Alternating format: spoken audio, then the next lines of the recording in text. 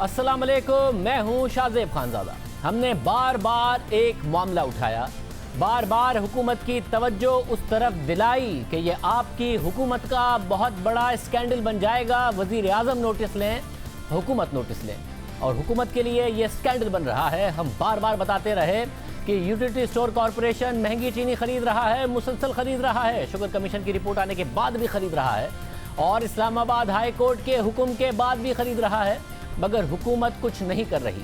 बजाय इसके कि हुकूमत मुल्क भर में चीनी की कीमतों में कमी लाती, हुकूमत खुद मुसलसल महंगी चीनी खरीदती रही। जब हुकूमत खुद 78 रुपये 33 पैसे की चीनी खरीदेगी तो मुल्क भर में चीनी की कीमत कैसे 63 रुपये 13 पैसे होगी, जैसा कि शुगर कमीशन ने कहा था। हम मुसलसल ये सवाल उठाते रहे कि यूटिलिटी स्टोर ने माजी के मुकाबले में ज़्यादा चीनी खरीदी है, महंगी खरीदी है, फिर महंगी चीनी खरीद कर सस्ती फरोख्त की है। अरबों रुपए की सब्सिडी जो दी गई वज़ीर आज़म की तरफ से अवाम के लिए, वो शुगर मिल मालिकान की जेब में चली गई है। गुज़िश्ता रोज़ हमने आपको बताया कि शुगर कमीशन की रिपोर्ट आने के बावजूद भी यूटिलिटी स्टोर ने 24 जून को 78 रुपये 33 पैसे में चीनी खरीदने के परचेज ऑर्डर जारी कर दिए, और अब 10 रुपये फ़ी किलो की सब्सिडी देकर सस्ती चीनी फरोख्त की जा रही है। हालांकि सस्ती चीनी खरीदी जा सकती थी। आज ये मामला अपोजिशन ने भी उठा दिया। साबिक वज़ीर आज़म नून लीग के रहनुमा शाहिद खाकान अब्बासी ने मीडिया से बात करते हुए कहा कि यूटिलिटी स्टोर्स ने 8,300 रुपये फी टन महंगी चीनी खरीदी। अगर 60,000 टन चीनी खरीदी गई तो इसका मतलब है कि 50 करोड़ रुपए का डाका डाला गया। साथ ही उन्होंने दावा किया कि वज़ीर आज़म ने यूटिलिटी स्टोर में अपने दोस्त लगाए हुए हैं। यूटिलिटी स्टोर्स जिसमें प्राइम मिनिस्टर साहब ने अपने बाकी जगह की तरह भी दोस्त यार लगाए हुए हैं, ये दोस्त यारों की हुकूमत है। 8,300 रुपया फी टन ज्यादा पैसे पर ऑर्डर दे दिया गया उन्हीं मिलों को जो 70 रुपए की दे रहे थे, और ये अगर 60,000 टन है, ये 50 करोड़ से ज्यादा की रकम बनती है जो सीधी किसी की जेब में गई है। यानी ना मसला हल हुआ, 50 करोड़ का डाका भी पड़ गया, दोस्त यार खा भी गए, और अवाम की परेशानी बदस्तूर मौजूद है। 45 अरब की सब्सिडी यूटिलिटी स्टोर को दी गई है, उसका भी जवाब इंशाल्लाह दिया जाएगा कि ये कौन सा दोस्त खा गया है। यूटिलिटी स्टोर कॉरपोरेशन की वेबसाइट पर मौजूद इंटरव्यू में कॉरपोरेशन के चेयरमैन जुल्करनैन अली खान ने खुद ये बताया है कि उनका इमरान खान से 90 की दहाई से ताल्लुक़ रहा है। ये अपनी स्ट्रगल 92 से पीएम साहब के साथ है, तो वो जो टाइम हमने साथ गुजारा, एक छोटी सी पार्टी हॉस्पिटल से शुरू हुए, उसके बाद फिर पॉलिटिक्स से पहले इंसाफ वेलफेयर ट्रस्ट बना ताकि लोगों की बका के लिए कुछ काम किया जा सकते, and hospital and then the parties and then in the power. जब यूटिलिटी स्टोर्स की तरफ से महंगी चीनी खरीदने के मामले पर हम तहकीक कर रहे थे कि मार्केट में चीनी 82 रुपये की है, रिटेलर खुद 78 से 79 रुपये में ले रहा है, एक्स फैक्ट्री प्राइस 74 से 75 रुपये के दरमियान है, मुख्तलिफ कोल्ड ड्रिंक्स बिस्किट बनाने वाली और दीगर कंपनीज 75 से 76 रुपये में चीनी खरीद रही हैं, तो यूटिलिटी स्टोर इतनी महंगी चीनी क्यों खरीद रहे हैं? तो फिर उस वक्त जुल्करनैन खान साहब ने वजह भी बताई। फी किलो अगर हम देखें तो आप कितने रुपए पर ले रहे हैं शुगर मिल मालिकान से, और कितने की सब्सिडी दे रहे हैं? देखें, हमने दो टाइप की परचेजेस की थी। एक तो जहांगीर तरीन साहब ने हमें 67 रुपीज़ में दी थी इवन टेंडर पे, तो जो उन्होंने वादा किया था वो उन्होंने कमिट पूरा किया। जबकि मार्केट में जो दूसरे टेंडर से हमने परचेज की, क्योंकि हम लोग वो पेपरा रूल को फॉलो करते हैं तो बगैर टेंडर के जा नहीं सकते, तो वो हम लोगों ने 81 रुपीज़, 82 रुपीज़, 80 रुपीज़ 50 पैसा, यानी डिफरेंट टेंडर्स को तकरीबन 80 और 82 के दरमियान ये प्राइस पे हमने बाई की थी। सब ये आप शुगर मिल मालिकान से 82 रुपये की चीनी क्यों लेंगे? ये तो रिटेलर जो है नीचे बिल्कुल वो नहीं ले रहा 82 रुपये की, आप उससे भी ऊपर क्यों लेंगे? 70s में एक्स फैक्ट्री प्राइस पर क्यों नहीं लेंगे? नहीं, देखें, एक्चुअली अगर आप मार्केट, हमारा इशू ये है कि देखें, हम जाके डायरेक्टली नेगोशिएट नहीं कर सकते मिलों के साथ, डायरेक्टली प्राइसेस बैंकों के थ्रू नेगोशिएट नहीं कर सकते। हमने टेंडर देना है, टेंडर में जो प्राइस आएगी जो लोएस्ट है उससे हमने लेना है। अब वो टेंडर एसोसिएशन आपस में जो मर्जी करके डायरेक्ट हम नहीं जा सकते, तो we have to follow the PPRA rules. ये एक है ऐसा system, but we are bound to it.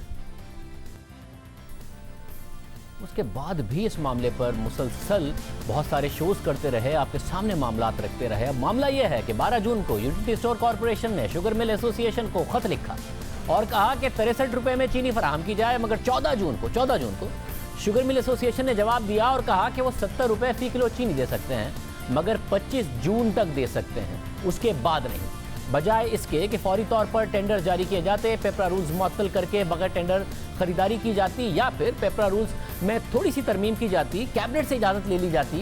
Utility store corporation ने 24 जून को 78 रुपये 33 पैसे में चीनी खरीदी, 70 रुपये में खरीदने का मौका ज़ाया किया। हालांकि 70 रुपये भी शुगर कमीशन की तय करदा 63 रुपये की कीमत से ऊपर थी, मगर 78 रुपये तो उससे बहुत ज़्यादा ऊपर है। और अगर 63 रुपये से 78 रुपये का मवाजना किया जाए तो 60,000 टन पर 1 अरब 17 करोड़ रुपए एक्स्ट्रा शुगर मिल मालिकान की जेब में दे दिए गए। हुकूमत इस फैसले का दिफा कर रही है। आज वज़ीर आज़म के मामले खुसूसी शहबाज गिल ने इस हवाले से बयान दिया कि यूटिलिटी स्टोर कॉर्पोरेशन 15 जून को शुगर मिल्स एसोसिएशन ने खत लिखा कि 60,000 टन चीनी 25 जून तक उठा लें।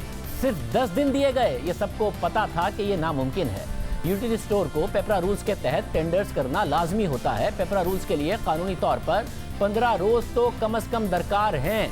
चीनी की एक्स फैक्ट्री प्राइस 74 रुपये 80 पैसे है, 4 रुपये टैक्स है। हुकूमत का कहना है कि वक्त कम था इसलिए टेंडर नहीं किया जा सका। चीनी में के हवाले से, मगर जब ये चीनी के हवाले से हुकूमत का ये कहना है कि टेंडर नहीं किया जा सका, वक्त बहुत कम था, कम से कम 15 दिन की ज़रूरत थी। पेपरा रूल्स के तहत ये बात दुरुस्त है, मगर काबीना इस हवाले से फौरी तौर पर फैसला कर सकती थी। जब पेट्रोल की मुकम्मल मिसमैनेजमेंट हो गई, मुल्क में तेल नहीं मिल रहा था, तो वज़ीर आज़म के मामले खुसूसी बराए पेट्रोलियम नदीम बाबर ने कल ही एयरवाई के प्रोग्राम में मेज़बान रशीद शरीफ से बात करते हुए बताया कि हमने काबीना की मंजूरी के साथ PSO का टेंडर किया, 8 दिन के अंदर अंदर अरेंज किए। जब काबीना की मंजूरी से 8 दिन के अंदर अंदर PSO ये काम कर सकता था, तो अरबों रुपए बचाने के लिए यूटिलिटी स्टोर कॉर्पोरेशन के लिए टेंडर जारी क्यों नहीं हो सकता था। हमने मुख्तलिफ माहिरीन से इस हवाले से बात की तो उन्होंने बताया कि हुकूमत अगर चाहे तो खुसूसी हालात में पेपरा रूल्स मुअत्तल करके बगैर टेंडर के खरीदारी की इजाज़त दे सकती है। इसकी एक मिसाल भी मौजूद है। 2 अक्टूबर 2019 को एक्सप्रेस ट्रिब्यून में शाया होने वाली खबर के मुताबिक हुकूमत ने फैसला किया है कि 6 अरब रुपए की लागत से करतारपुर राहदारी मंसूबे को पेपरा रूल्स को ख़त्म करके काम शुरू करने की इजाज़त दी जाएगी। खबर के मुताबिक पेपरा रूल्स 2004 के तहत बिडिंग के अमल के बगैर किसी को भी कॉन्ट्रैक्ट नहीं दिया जा सकता, मगर हुकूमत ने पेपरा रूल्स को ख़त्म किया, बगैर बिडिंग के FWO को काम शुरू करने की इजाज़त दी ताकि राहदारी का काम जल्द से जल्द मुकम्मल हो सके। तो यहाँ पर अगर सस्ती चीनी खरीदी जा सकती थी तो हुकूमत ने फौरी तौर पर इकदाम क्यों नहीं किए? जो कुछ हो सकता था वो क्यों नहीं किया गया? वैसे तो पेपरा के कवानीन के तहत किसी भी चीज़ की खरीदारी के लिए ज़रूरी है कि टेंडर दिया जाए और उसके लिए 15 दिन का वक्त दिया जाए, मगर पेपरा के कवानीन के मुताबिक गैर मामूली हालात में खरीदारी करने वाले इदारे को इस बात की इजाज़त देते हैं कि वो टेंडर और बिडिंग के अमल में दिए गए वक्त की मुद्दत के पाबंद ना हों।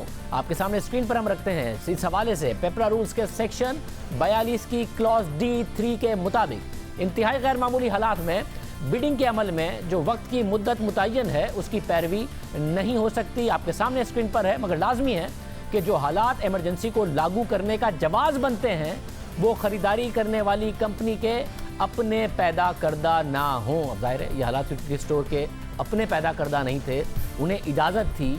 हुकूमत काबीना का इजलास बुलाकर ये फैसला कर सकती थी, मौका गंवाया गया। 78.5 रुपये पर ही खरीदी गई।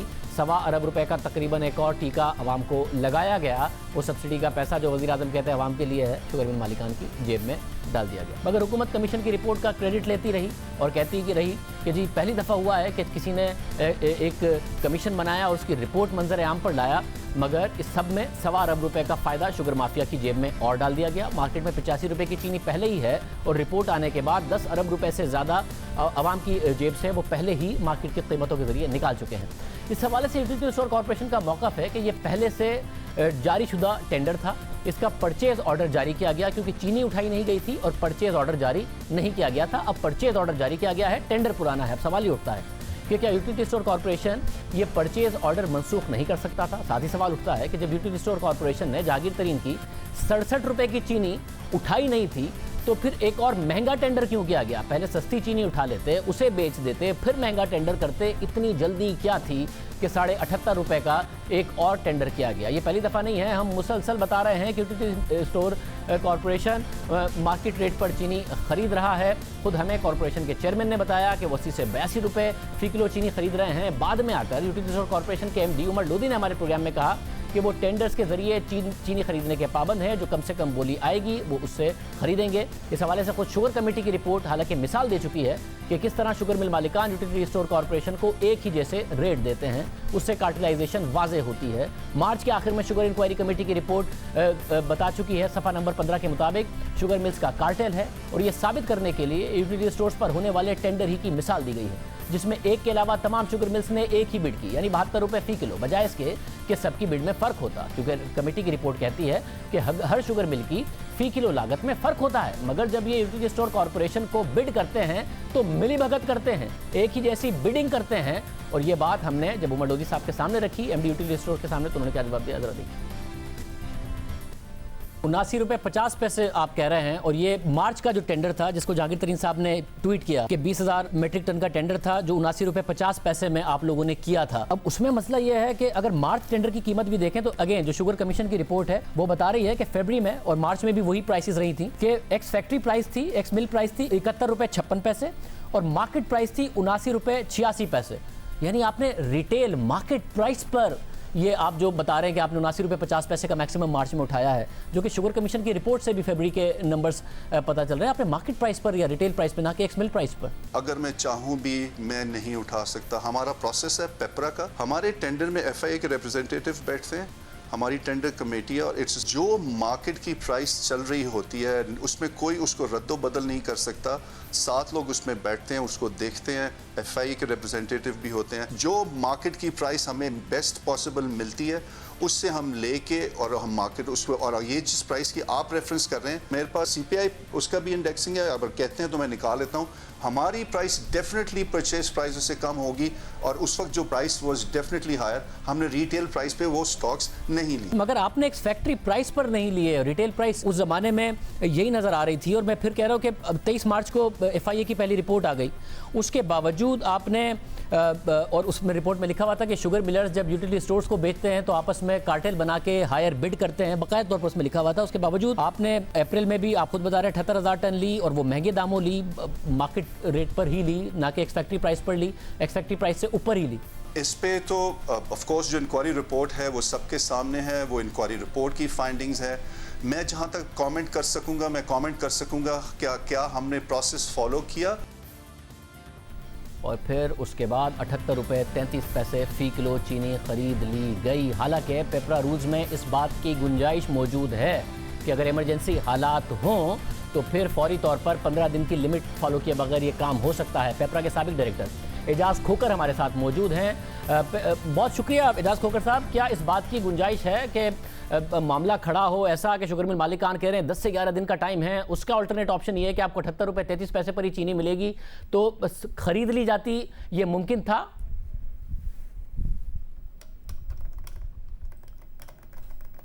जी बिल्कुल, पेपरा रूल्स में प्रोविजन मौजूद है, ये ले सकते थे। रूल्स बड़े क्लियर हैं। रूल 42 की सब क्लास है डी, उसका बल्कि आगे से बिल्कुल सब क्लास की भी एक आगे पार्ट है 42D3, जिसमें ये प्रोविजन मौजूद है कि एक्सट्रीम अर्जेंसी की सूरत में ये प्रोक्योरमेंट की जा सकती थी। चूंकि एक्सट्रीम अर्जेंसी की सूरत में ये रूल ये कहता है कि आप इसको पब्लिकेशन भी करना चाहे तो करें, नहीं करना चाहते तो बेशक पब्लिकेशन भी ना करें, और निगोशिएटेड टेंडर की प्रोविजन इसमें जो दी गई है इसके तहत ये प्रोक्योरमेंट हो सकती है। हाँ, अलबत्ता इसमें एक प्रोवाइजो मौजूद है कि नेगोशिएटेड टेंडरिंग के लिए जो प्रोवाइजो है इसमें, जिसकी प्रोविजन लाजमी है, वो ये है कि इसका जवाज, जस्टिफिकेशन और जो इसकी रीजंस है वो रिकॉर्ड करनी जरूरी है। और पेपरा रूल्स के मुताबिक ये है कि कम से कम 5 साल तक के लिए वो रिकॉर्ड का हिस्सा भी रहे।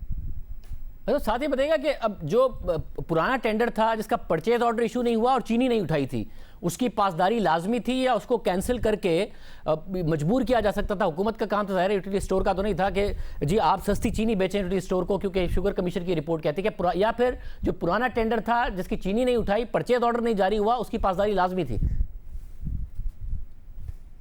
ये पाबंद बिल्कुल नहीं थे जब तक कि आप वर्क ऑर्डर या सप्लाई ऑर्डर नहीं देते या कॉन्ट्रैक्ट बाकायदा साइन नहीं करते, उस वक्त तक कोई पाबंदी नहीं है, वो कैंसिल किया जा सकता। साहब बहुत शुक्रिया, आपने एक्सपर्ट ओपिनियन भी सुना। हम आपको एक दफ़ा फिर ये रूल्स बताते चले हैं कि जो पेपरा के रूल्स हैं सेक्शन 42 उसकी शिक ये इजाज़त देती है कि स्पेशल हालात में ये काम किया जा सकता था, इसको आप परचेज़ कर सकते थे, मगर हुकूमत की तरफ से इसकी पासदारी नहीं की गई।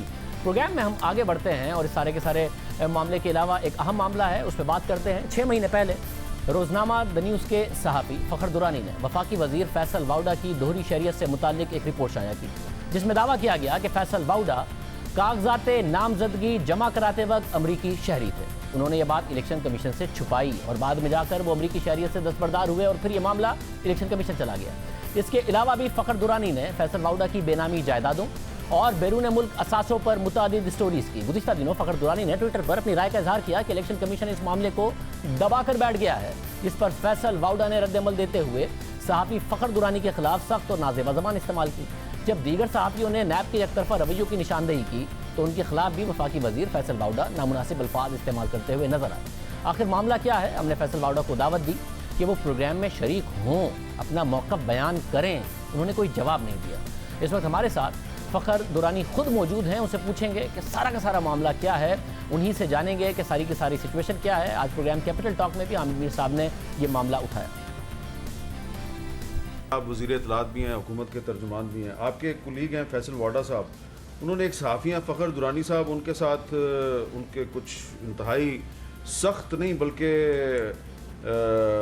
ऐसे अल्फाज हैं जिनको मैं रिपीट नहीं कर सकता, तो उस पर फ्रीडम नेटवर्क ने एक स्टेटमेंट जारी किया और फ्रीडम नेटवर्क कह रही है कि जी threatening investigative journalist is not acceptable and Freedom Network urges government of Pakistan to make sure the ministers avoid using threatening and abusive language while responding to any criticism.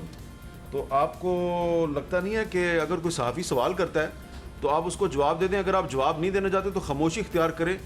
ये इस तरह की जुबान नहीं इस्तेमाल करनी चाहिए। देखिए जी, मुझे मैं इसको मैं इसको जस्टिफाई नहीं करूँगा और न ही मुझे इसका पस मंज़र का इल्म है कि क्या हुए, लेकिन सहाफ़ी बरादरी हमारे जितने भी हैं हम उनकी इंतहाई कदर करते हैं और कदर करनी चाहिए, क्योंकि आपका काम है सवाल करना, हमारा काम है जवाब देना।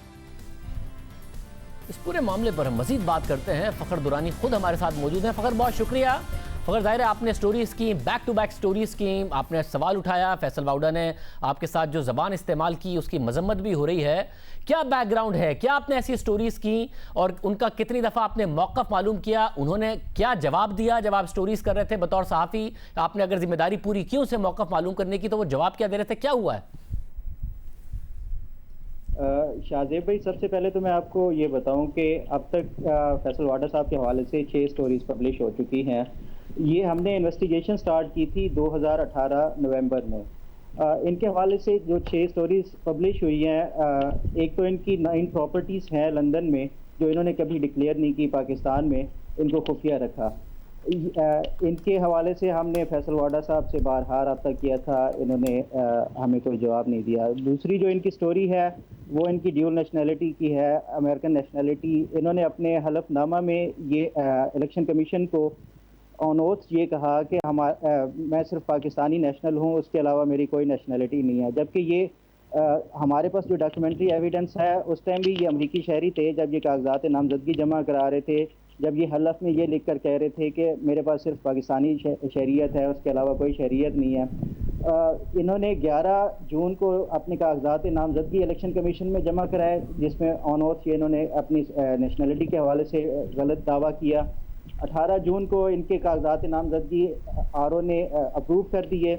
उसके बाद 18 के बाद इन्होंने ये प्रोसेस अपना नेशनलिटी का ड्यूल नेशनलिटी सरेंडर करने का स्टार्ट किया। 22 जून को जाके इन्होंने अप्लाई किया और 25 जून को इनको नेशनलिटी इनकी सरेंडर हो गई।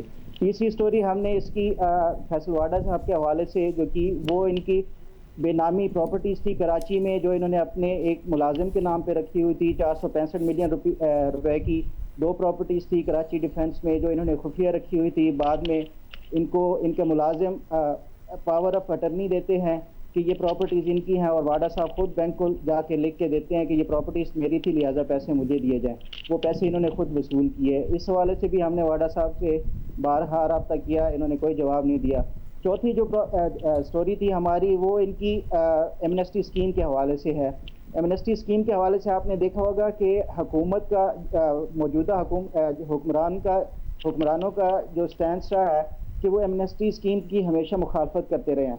वाडा साहब ने 2018 में PMLN के दौर में 5 प्रॉपर्टीज़ जो इन्होंने नॉमिनेशन पेपर्स में दर्ज की हुई हैं उनके ऊपर एमनेस्टी ली थी, तब इन्होंने ये डिक्लेयर की अपने नॉमिनेशन पेपर्स में। मैं एक बात वाजे कर देना चाहता हूँ यहाँ पे कि ये जो 5 प्रॉपर्टीज़ हैं इनका ताल्लुक वो पहले वाली 9 प्रॉपर्टीज़ से नहीं है, वो अलहदा प्रॉपर्टीज़ थी। जो एमनेस्टी में इन्होंने डिक्लेयर की वो अलहदा हैं। ये 4 स्टोरीज हो गई। 5वीं स्टोरी इस हवाले से है कि इन्होंने अब सिंध हाई कोर्ट में एक एफिडेविट दिया जिसमें इन्होंने क्लेम किया कि मेरे पास अमेरिका की एक यूनिवर्सिटी है न्यूपोर्ट, वहाँ से मैंने ग्रेजुएशन की है। अब इनके अगर आप इलेक्शन कमीशन में नॉमिनेशन पेपर्स चेक करें वहाँ पे ये अपनी जो क्वालिफिकेशन बता रहे हैं वो ये कह रहे हैं कि मैंने BCom किया हुआ है। तो इनकी फिर हमने जब तहकीकात की कि वो जो यूनिवर्सिटी न्यूपोर्ट यूनिवर्सिटी है क्या वो ऑथेंटिक है, तो उस हवाले से भी हमें कुछ इसमें डुबियस सी वो यूनिवर्सिटी का लग रहा है। छठी स्टोरी इनके हवाले से इनकी साबका मुबैना एहलिया थी, उन्होंने फैमिली कोर्ट कराची में कुछ इनके ऊपर मुकदमा किया जिसमें उन्होंने ये क्लेम किया कि फैसल वाडा के साथ मेरी कोई शादी नहीं हुई, इन्होंने जाली निकाहनामा दर्ज करके मेरे साथ ये शादी का गलत दावा किया है। हमने नवंबर 2018 से कंटिन्यूसली फैसल वाडा के साथ कांटेक्ट में थे। हर स्टोरी के हवाले से हमने बहुत ज़्यादा टाइम तक उनको कांटेक्ट करके उनका वर्जन लेने की कोशिश की, लेकिन बारहा कोशिशों के बावजूद भी उन्होंने कभी हमें सिर्फ 2-3 बार शुरू में इन्होंने मुझसे वादा किया कि मैं आपसे मिलूँगा, आपको डिटेल्ड सारी सवालों के जवाब दूंगा जो भी आपके स्टोरीज हैं। लेकिन उसके बाद जब मैंने क्वेश्चनेयर इनको लिख के भेजे उसके बाद ये इन्होंने मुझे किसी भी बात का जवाब नहीं दिया। सब अगर ये मामला इलेक्शन कमीशन में गया, अब ज़ाहिर इस्लामाबाद हाई कोर्ट में कल समाअत की खबर है, इलेक्शन कमीशन से हमने उनके जो तर्जुमान हैं उन्हें कहा कि आप प्रोग्राम में आकर इस इशू पर बात कर लें, तो उन्होंने कहा उनकी तबीयत ख़राब है, वर्जन भी कोई नहीं इलेक्शन कमीशन की तरफ से आ रहा। तो वहाँ ये मामला कहाँ तक पहुँचा? क्या इसके अलावा क्या वज़ीर आज़म ने खुद ने इस बात का नोटिस लिया, क्योंकि वो कहते आए हैं कि अकाउंटेबिलिटी मुझसे मेरी काबीना से शुरू होगी?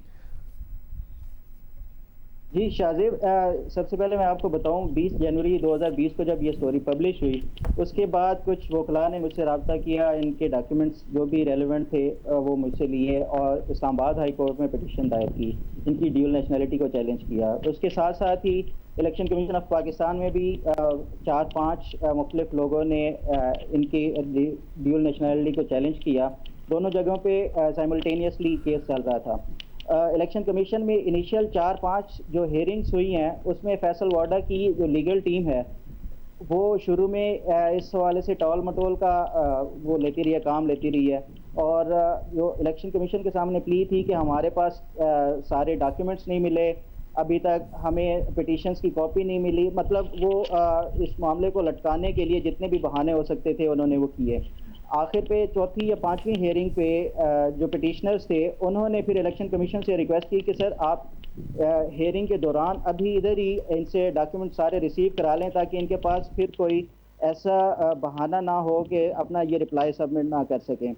ये उनको इनकी लीगल टीम को वहीं पे इलेक्शन कमीशन में ही सारे डॉक्यूमेंट्स दे दिए गए, रेलेवेंट जितने भी थे पिटिशंस की कॉपीज़ भी दे दी गई। इलेक्शन कमीशन ने इनको 15 दिन का टाइम दिया कि आप इस 15 दिन के अंदर आप अपना जवाब जमा कराएं।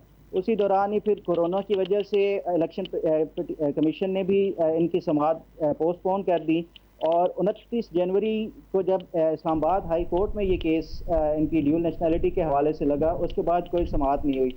5 से 6 महीने हो गए, कोई इस्लामाबाद हाई कोर्ट में ना इनके वकला ने कोई जवाब जमा किया और ना ही कोई समाअत हुई। अभी कल पिटिशनर्स ने उस पर इस्लामाबाद हाई कोर्ट में अर्ली हेयरिंग के लिए जो दरख्वास्त दी थी, अब उस पर कल हेयरिंग है।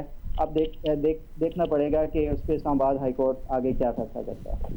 बहुत शुक्रिया। फ़खर दुरानी हमारे साथ मौजूद थे। अब सहाफ़ी जब सवाल उठा रहे हैं तो होना ये चाहिए कि आप उन सवालों का जवाब दें। अगर आपको लगता है कि वो सवाल बेमायनी हैं, इल्ज़ामात बेबुनियाद हैं, तो आपको दलील के साथ उनका जवाब देना चाहिए। लेकिन हुकूमती वज़रा का रवैया बिल्कुल मुख्तलिफ नज़र आ रहा है। सहाफ़ी जब अपोजिशन रहनुमाओं के ख़िलाफ़ स्टोरीज़ करते हैं तो हुकूमती वज़रा तारीफ़ों के पुल बांधते हैं, प्रेस कॉन्फ्रेंसेस करते हैं, बयानियाँ बनाते हैं। लेकिन सहाफ़ी जब हुकूमती वज़रा की मुबैना बेज़ाब्तियों से मुतालिक उनका मौक़िफ़ जानने की कोशिश करते हैं तो पहले वो जवाब नहीं देते। जब सोशल मीडिया पर वो अपनी राय का इजहार करते हैं तो फिर वफाकी वज़ीर की तरफ से उन्हें गालियाँ दी जाती हैं, डराया धमकाया जाता है। हालांकि खुद वज़ीर आज़म इमरान खान ने हल्फ उठाने के बाद ये ऐलान किया था कि एहतसाब सबसे पहले मुझसे और मेरे वज़ीरों से शुरू होगा।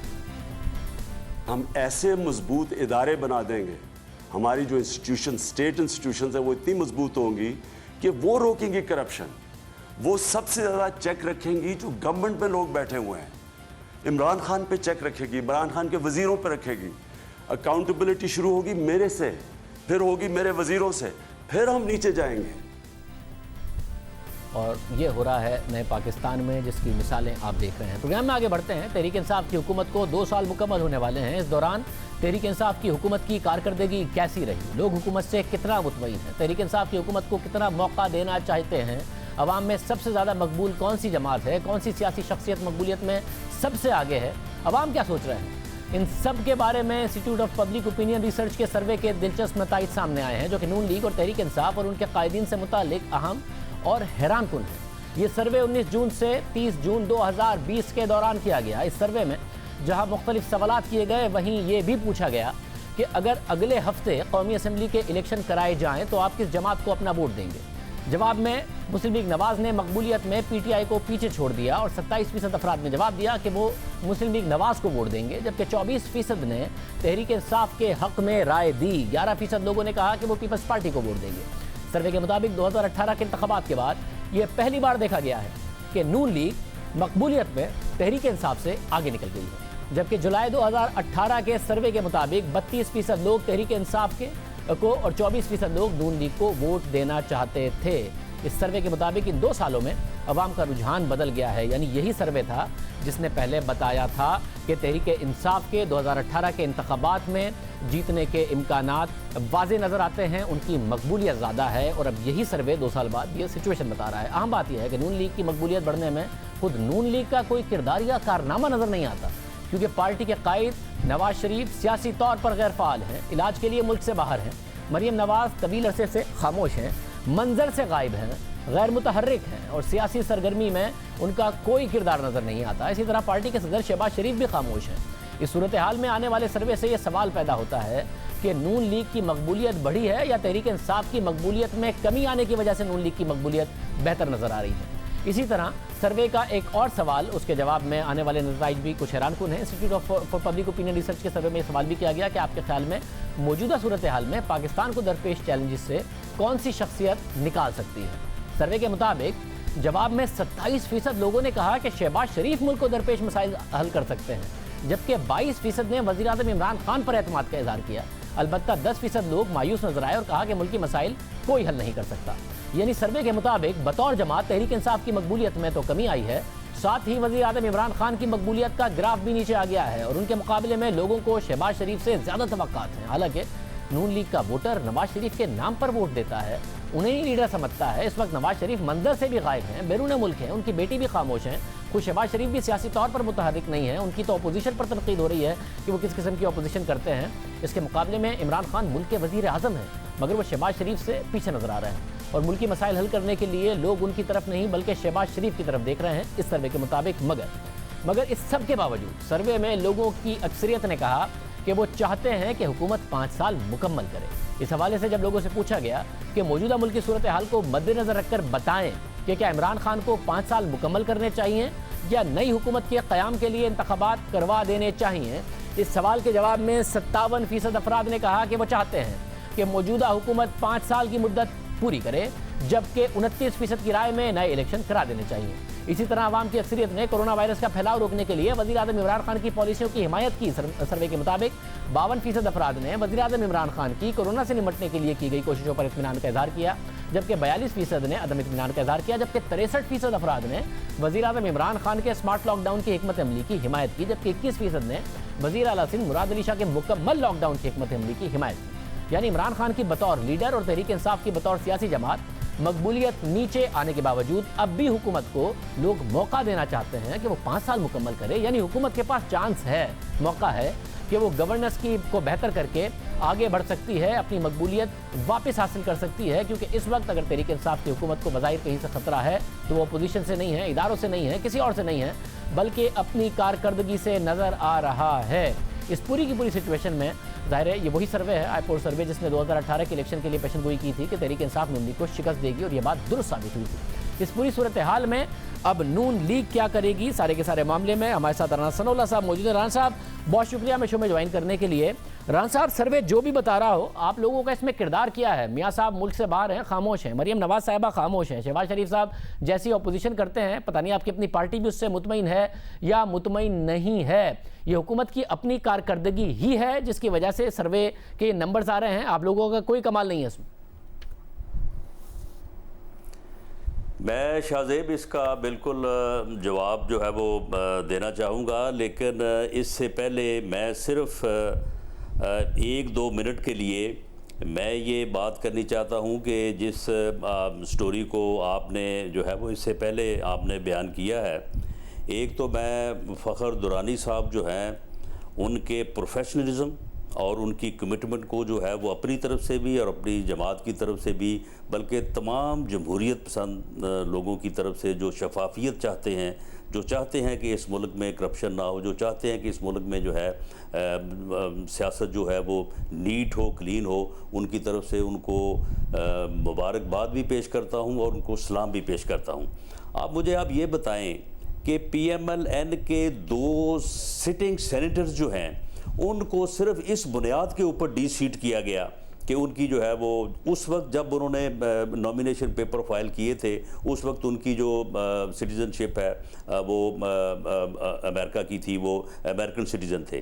तो क्या अब चीफ जस्टिस ऑफ पाकिस्तान को इस बात का जो है वो सो मोटो नोटिस नहीं लेना चाहिए और ये सुप्रीम कोर्ट के उस वक़्त के चीफ जस्टिस साहब की बराह रास्त मुदाखलत के ऊपर जो है उन सेनेटर्स की जो है वो सीटों उनको डी-सीट नहीं किया गया था? क्या इलेक्शन कमीशन जो है वो क्यों इस बात के ऊपर जो है वो नोटिस नहीं ले रहा? और इसी तरह से जो 23 अकाउंट जिनको कन्फर्म किया है स्टेट बैंक ने भी, उनका जो फोरेंसिक ऑडिट है उनके मुतल्लिक जो हिसाब है वो हिसाब जो है वो क्यों नहीं लिया जा रहा?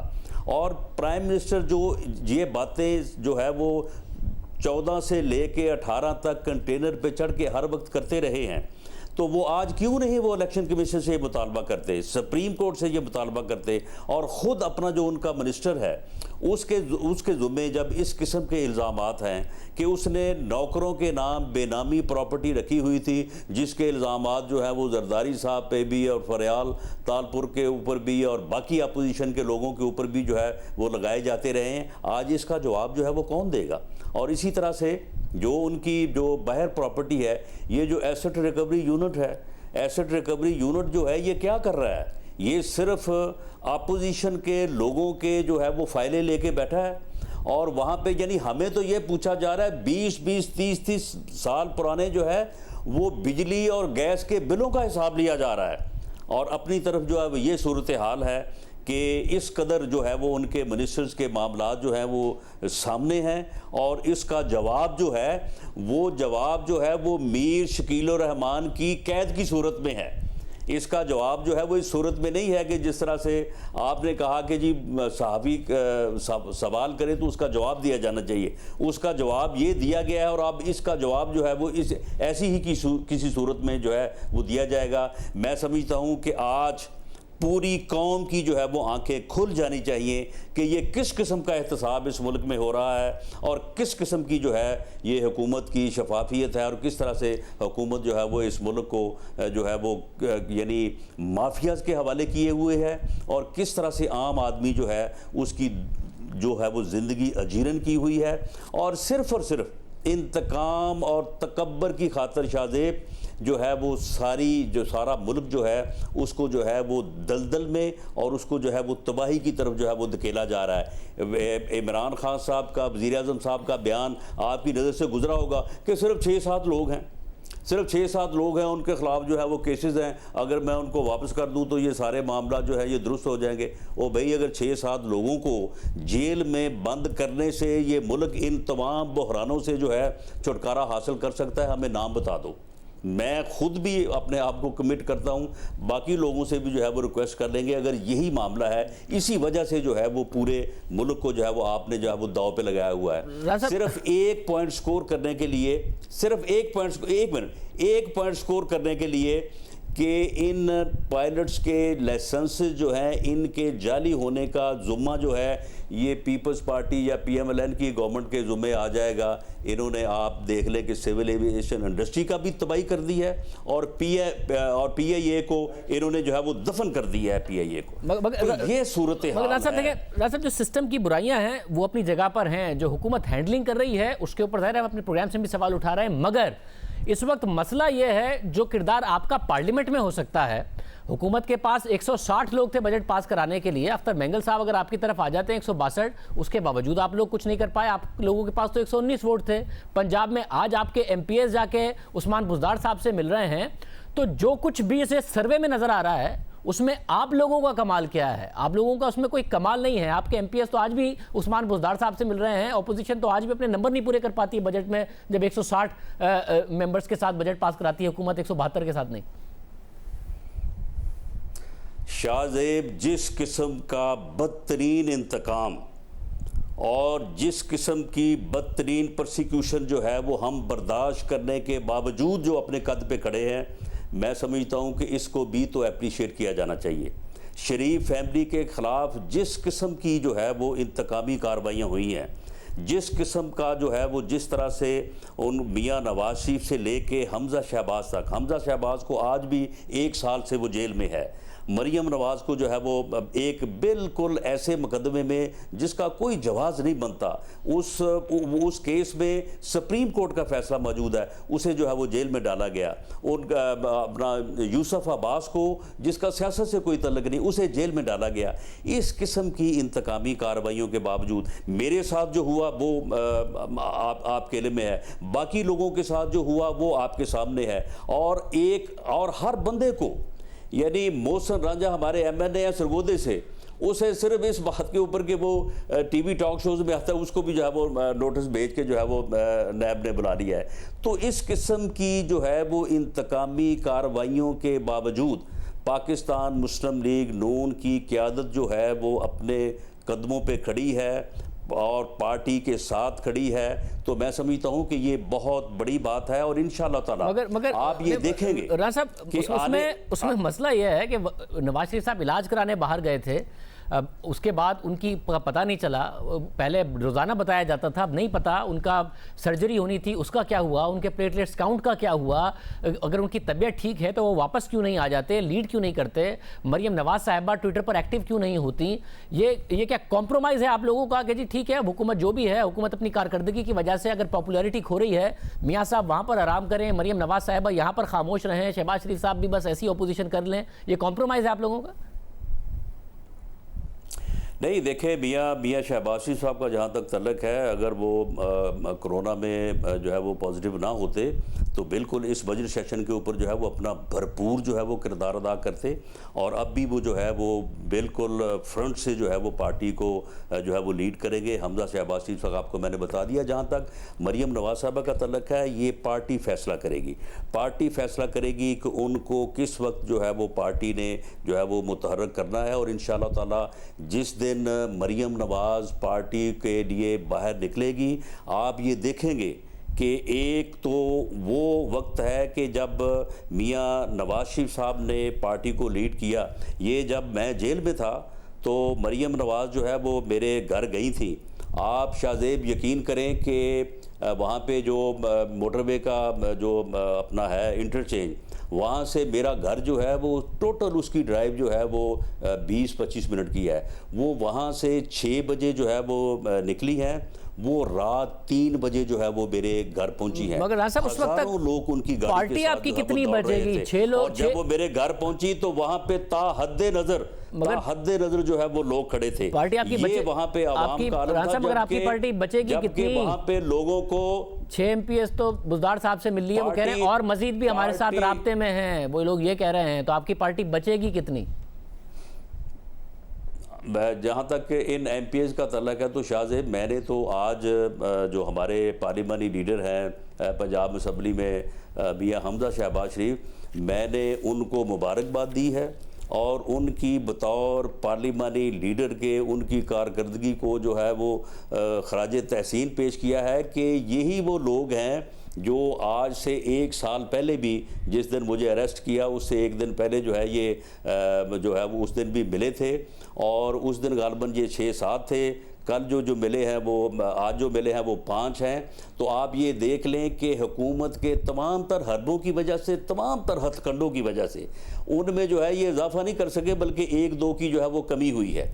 और इससे ये बात साबित है कि पंजाब में पाकिस्तान मुस्लिम लीग नून जो है वो की पार्लिमानी पार्टी जो है वो पूरी तरह से उसके ऊपर पार्लिमानी लीडर की ग्रिप भी है और पूरी मजबूती के साथ जो है वो पार्टी के साथ खड़े हैं। ये मैं आपको बता दूं कि जिस राना साहब बहुत शुक्रिया, साहब हमारे साथ मौजूद थे। एक तजिया इस पर मालूम करेंगे। सर्वे के नताइज बता रहे हैं कि PTI से ज़्यादा नून लीग मकबूल है, मगर ये सर्वे चाहता है कि तहरीक इंसाफ 5 साल पूरे करे।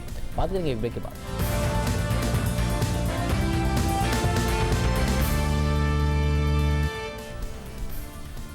साफी तजियाकार सुहेल वड़ाई साहब हमारे साथ मौजूद हैं। वड़ाई साहब बहुत शुक्रिया। वड़ाई साहब, ये सर्वे ज़ाहिर है, इसी सर्वे के हमने कहा था कि 2018 में तहरीक इंसाफ इलेक्शन जीतती नजर आती है। ये सर्वे अब कह रहा है कि इमरान खान के मुकाबले में शहबाज शरीफ ज़्यादा मकबूल, PTI के मुकाबले में नून लीग ज़्यादा मकबूल। आपको लगता है कि इस वक्त ये दुरुस्त हो सकता है सर्वे? इस वक्त ग्राउंड रियलिटीज़ ये हो सकती है? बिल्कुल दुरुस्त।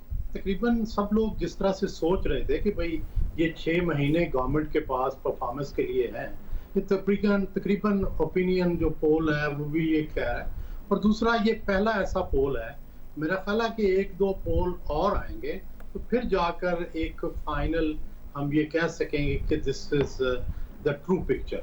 और दूसरा, तकरीबन आप यूँ समझें कि परफॉर्मेंस से कोई भी मुतमईन नहीं है। वो हमने देखा कि सर्वे के अंदर भी वो चीज़ नज़र आ रही है। ये भी नज़र आ रहा है कि तहरीक इंसाफ नीचे गई है, इमरान खान नीचे गए हैं, और ये भी नज़र आ रहा है कि लोग अभी चाहते हैं कि वो आप कंटिन्यू करें और अपनी परफॉर्मेंस दिखाएं। लेकिन अगर ज़ाहिर परफॉर्मेंस ना दिखाई तो ये और नीचे चले जाएंगे। तो वड़ाई साहब, इसमें क्रेडिट किसका? नून लीग खामोश, नवाज शरीफ खामोश, मरीम नवाज खामोश, शहबाज शरीफ की अपोजिशन वो सबके सामने है। ये अपोजिशन का क्रेडिट है या खुद हुकूमत की अपनी कारकर्दगी की वजह से ये हुआ? मेरा ख्याल है आपकी बात दुरुस्त है, हुकूमत का ही क्रेडिट है। उनके खिलाफ भी लोग हो रहे हैं। लेकिन एक चीज है जिसको कहते हैं पैसिव रेजिस्टेंस और खामोश रहना, ताकि लोग पिछले से कंपैरिजन करें। तो इस हवाले से ये होता है कि वो हमेशा मियां नवाज शरीफ बोले या मरियम बोले या शहबाज शरीफ बोले तो वो अपने पिछले दौर का हवाला देते हैं कि उस वक्त ऐसे था। तो वो एक कंपैरिजन जरूर लोगों के ज़हनों में आता है कि क्या पहले से चीजें खराब हुई हैं या पहले से बेहतर हुई हैं। तो इस हद तक तो उनका रोल है। लेकिन जाहिर है कोई उन्होंने डिफाइंस नहीं की, कोई एजिटेशन नहीं किया, कोई उस तरह से नहीं की। मियां नवाज शरीफ साहब जेल में जरूर रहे, मरियम साहबा जो है उन्होंने भी एक एग्रेसिव स्टांस रखा हुआ है और उसके बाद मुकम्मल खामोश है। अब उन्होंने अपने आप को सेफ रखा हुआ है, सेव किया हुआ है किसी ऐसे वक्त के लिए कि जब वो अपने वोट कैश कर सकें या अपने स्टांस को दोहरा सकें, या वो इसलिए खामोश हैं कि कोई दरे पर्दा कहीं मामला जो हैं वो चल रहे हैं एस्टेब्लिशमेंट के साथ। मतलब मगर फिर वज़ीर आज़म गुस्सा क्यों होंगे? बजट उनका पास हो गया, MPs नून लीग के आज उस्मान बुज़दार साहब से मिल ली है, हुकूमत मजबूत लगती है, अवाम भी चाहते हैं 5 साल पूरे करें, वज़ीर आज़म क्यों गुस्से में थे? देखिए, ये तो हमें मानना पड़ेगा कि खान साहब हम सब लोगों से कहीं ज्यादा इंफॉर्मेशन रखते हैं, बाखबर हैं, और जो चीजें हमें 100 नहीं पता वो भी उन्हें पता है। हमें तो 1-2 चीजें पता चलती हैं जिससे हमें अंदाजा है कि कम से कम एहतसाब के मामले में, शहबाज शरीफ की गिरफ्तारी के बारे में जो अदारे और इमरान खान साहब हैं वो एक सफ़े पे नहीं है, क्योंकि उसका एक एविडेंस है कि एक फ़ोन किए गए शहबाज शरीफ को उनकी खैरियत पूछने के बारे में as leader of the opposition. जबकि गवर्नमेंट ने ऐसा कोई तकल्लुफ जो है वो नहीं किया। हालांकि माजी में इमरान खान साहब ऐसे फोन कर लिया करते थे, लेकिन अब उन्होंने ये तकल्लुफ भी छोड़ दी। बहुत शुक्रिया, याद दीजिए।